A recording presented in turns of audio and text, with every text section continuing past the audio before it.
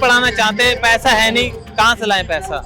महंगाई की वजह से हम अपना खर्चा नहीं उठा पाते, सामान दुकान में सामान नहीं भर पाते, तो आत्मनिर्भर हम कैसे बनेंगे।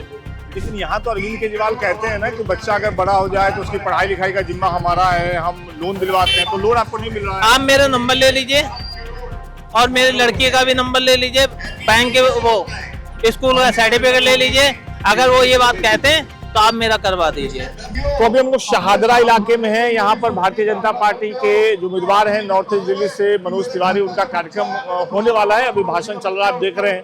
इधर साइड में एक साहब खड़े हैं, बहुत ही ध्यान से सुन रहे हैं मंच से जो कहा जा रहा है। क्या पहली बात क्या आपको समझ में आई जो मंच से कहा जा रहा है? हमको ये समझ में आया कि अपने वोट और अपनी राजनीति के लिए ये मंच लगाया गया। अगर गरीब आदमी इनसे जाके अगर अपनी मुसीबतें रखते हैं तो ये कहते हैं आत्मनिर्भर बनो। आत्मनिर्भर का मतलब हमारे पास मत आओ, अपने कमाओ अपने खाओ, बस खाली वोट दे जाओ, इनका ये मकसद है।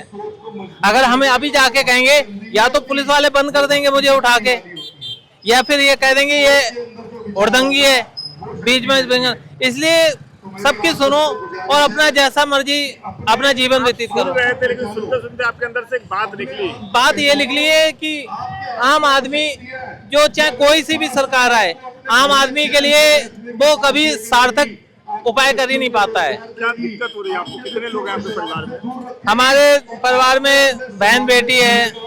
अब लड़की की फीस के लिए हमारे पे पैसा नहीं है, अब उसको पढ़ाई 12वीं कर ली है, लोन के लिए गया एजुकेशन लोन तो कह दिया 55% है, लोन नहीं हो पाएगा, 95 चाहिए। तो बताओ किसके पास जाए हम पैसे के लिए? बच्ची पढ़ने में तेज है, आप उसको पढ़ाना चाहते हैं? हाँ, आगे पढ़ाना चाहते हैं, पैसा है नहीं, कहाँ से लाएं पैसा। सरकार सुनती नहीं है, अपने पास वजूद नहीं। बैंक में जाओ तो ये दिखाओ, रिटर्न दिखाओ, ये दिखाओ। जब हम पे रिटर्न होता तो हम आपसे लोन ही क्यों मांगते। क्या काम करते हैं? ये भेलपुरी का काम करते, छोटा काम है। पैसे काम तो सब काम ही है। हाँ। कितनी कमाई वाई होती है? काम हो जाता 500-600 का, मगर अब इधर कहीं तो हमारा वो भी नहीं हो रहा है। घर चलाना मुश्किल हो रहा है, बहुत ज्यादा मुश्किल। आत्महत्या करने जैसी स्थिति हो गई है। किसान इसलिए आत्महत्या करता है कि वहाँ कुछ सुनने वाला नहीं। शहर में अब आत्महत्या करने की स्थिति इसलिए हो रही कि काम नहीं है, बेरोजगारी है, लाचारी है। आप साइकिल को लेकर कुछ बता रहे थे? साइकिल पे काम करते हैं, मगर साइकिल भी बेचने की नौबत आ गई है। साइकिल बेचना चाह रहे हैं आप? हाँ, क्यों? पैसा नहीं है, काम है ही नहीं तो पैसा कहाँ से आएगा। थोड़े से बढ़ना चाहते हैं, जब थोड़ा ही नहीं होगा और थोड़े में भी घट जाए तो फिर स्थिति तो इंसान को चकनाचूर करने जैसी होती है। बहुत बड़ी बात है। लेकिन साइकिल आप बेच देंगे, आपका काम पूरा साइकिल पे है, फिर कैसे करेंगे? कैसे क्या करेंगे? जैसी जिंदगी चल रही है तो ना, तो उसको हमने देखा है। बस जब अंदर से दिल टूटता है तो जैसे चल रहे कोई हमारा मतलब एक वजूद नहीं बन पा रहा है। जैसे आत्मनिर्भर किस चीज को कहते हैं? आज मान लो हमारे पे सार्थक है, हमारे पे महंगाई की वजह से हम अपना खर्चा नहीं उठा पाते, सामान दुकान में सामान नहीं भर पाते, तो आत्मनिर्भर हम कैसे बनेंगे? एक मंत्री भी अगर जीतता है तो गली में आके मोहल्ले में ये देखता है भाई घर में कोई परेशानी है बताओ मुझे। पहले लोग आते थे, हाँ भाई कोई दिक्कत हो हमें बताइए। आत्मनिर्भर बनो, खुद करो, खुद तो करेगा तो वो तो कहते हैं आत्महत्या कर लो। अभी जो चुनाव हो रहा है उसमें वोट डालेंगे आप? क्या सोच के डालेंगे? मुझे लग नहीं रहा कि आप डालेंगे, जितना नाराज है। नहीं, नाराजगी वोट से नहीं है। नाराजगी ये है कि जनता के बीच में आके किस मुंह से झूठी सच्ची बातें करते हो।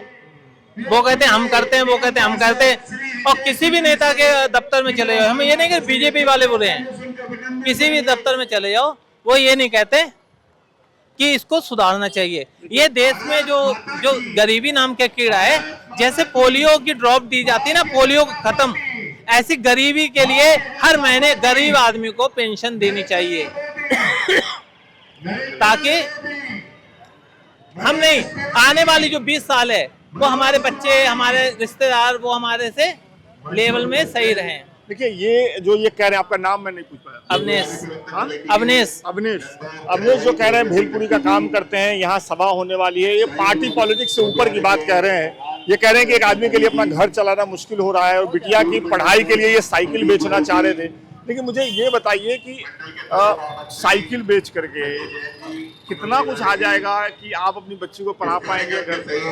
जो है जिसका है उसको दे दिवा के कहीं निकल जाएंगे। ये थोड़ी नहीं हम कुछ जब ये भी हम मिटा देंगे हम पे रहेगा क्या?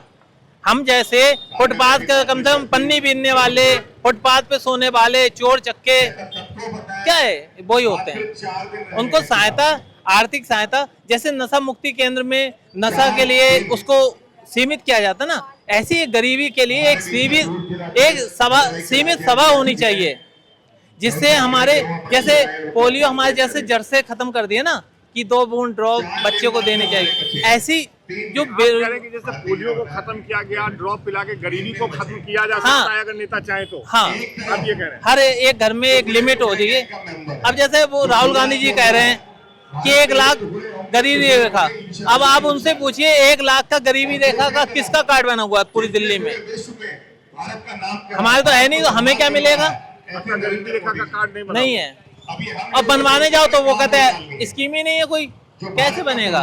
ये लाओ वो लाओ, जिसपे है नहीं वो कहाँ से लाए? सही बात कह रहे हैं, बहुत ही फैक्ट और हकीकत बता रहे हैं आप।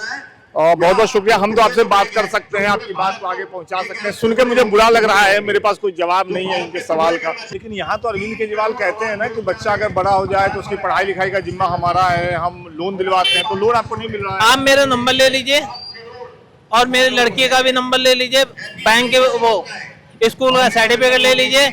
अगर वो ये बात कहते हैं तो आप मेरा करवा दीजिए। मैं कैमरे पे तो इनका नंबर नहीं लूंगा, लेकिन मैं आपका नंबर लूंगा और मैं पूरी कोशिश करूंगा एक पत्रकार के नाते जितनी कोशिश हो सकती है कि आपका जो काम है वो हो, है ना। मैं ये कैमरा बंद होने के बाद आपका नंबर लेता हूँ और कोशिश करेंगे कि वो काम हो। बहुत बहुत शुक्रिया हमसे बातचीत करने के लिए।